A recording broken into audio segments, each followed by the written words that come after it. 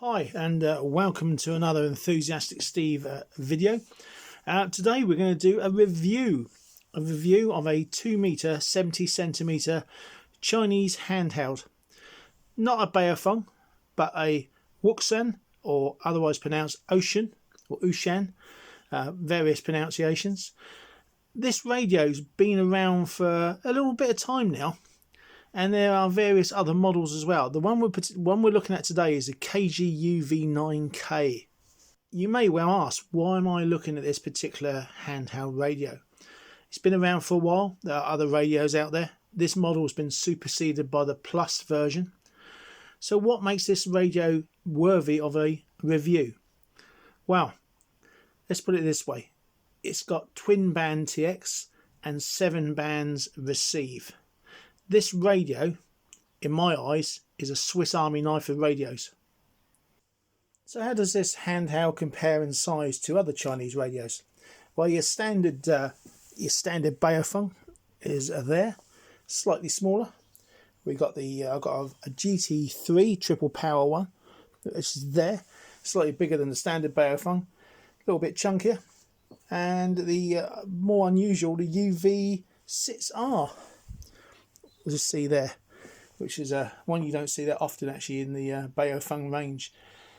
So not a lot. It's a little bit taller.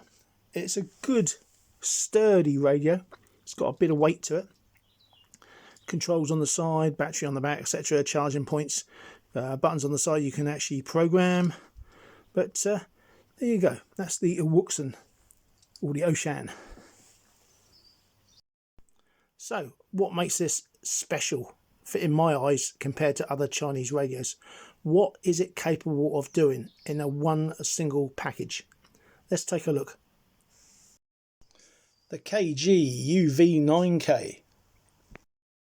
2 meters, 70 centimeters amateur, FM, dual RFOs, airband with true 8.33 kilohertz spacing, 1000 memories, and wide receive straight out the box. This radio's prime purpose is, of course, amateur 2 meter and 77s FM, simplex channels and repeaters, and also can be programmed for amateur satellite uplinks and downlinks, including the ISS. One of the selling points of this radio is it comes with airband monitoring, 8.33 kilohertz spacing on the AM, and covers the whole civil air band.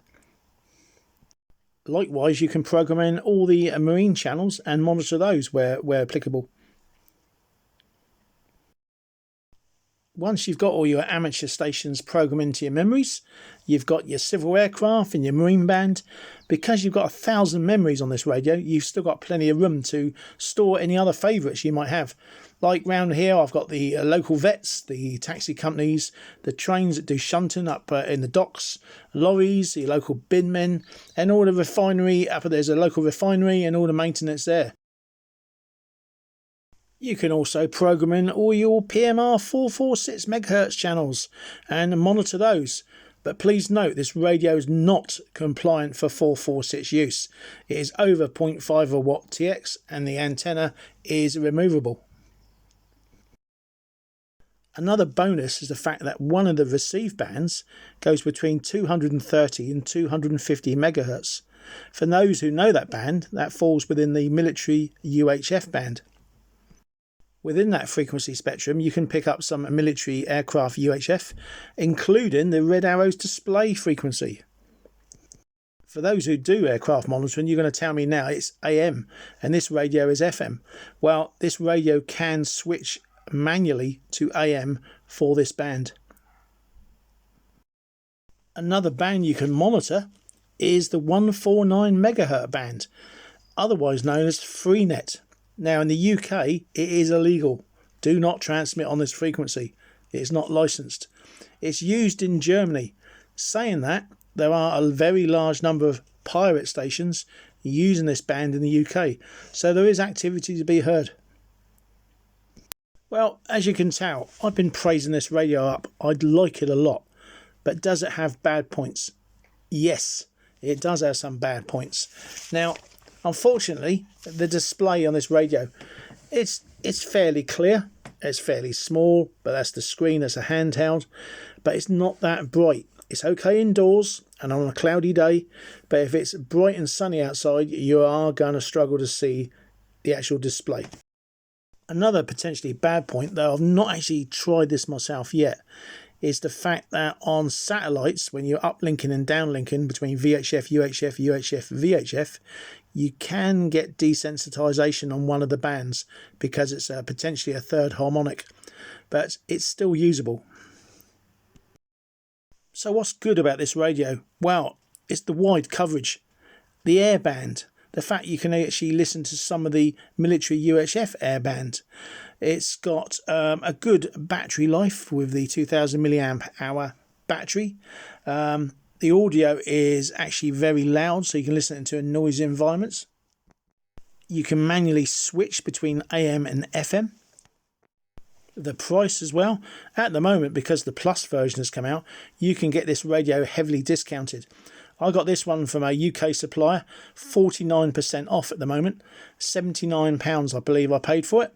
Absolutely, that's a lot of radio, a lot of capability for £79. Just revisiting the 1000 memories, those memories are in 100 channels per bank, as I say.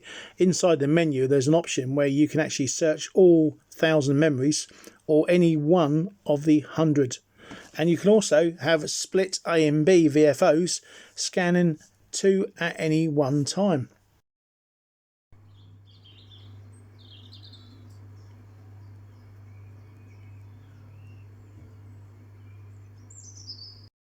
The radio comes, like many Chinese radios, as standard with bout clip, instructions, etc. 2 antennas, a VHF and a UHF one.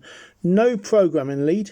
This has to be bought separate, but it's very easy. It just plugs straight in. I had no problems downloading the software from the company site, and it went straight off, and within a couple of hours I've got about 150 memories already tuned in. The 2 antennas on the far right are my own antennas. One's a Comet and one is another brand straight off the internet. Absolutely fantastic on the UHF channels. I've also connected this radio up to a Disco Nounce external antenna and had no problems using it on that. So is this the Swiss Army knife of all radios? I'll let you decide. All I know is for £79 it gives a lot of bang for your buck.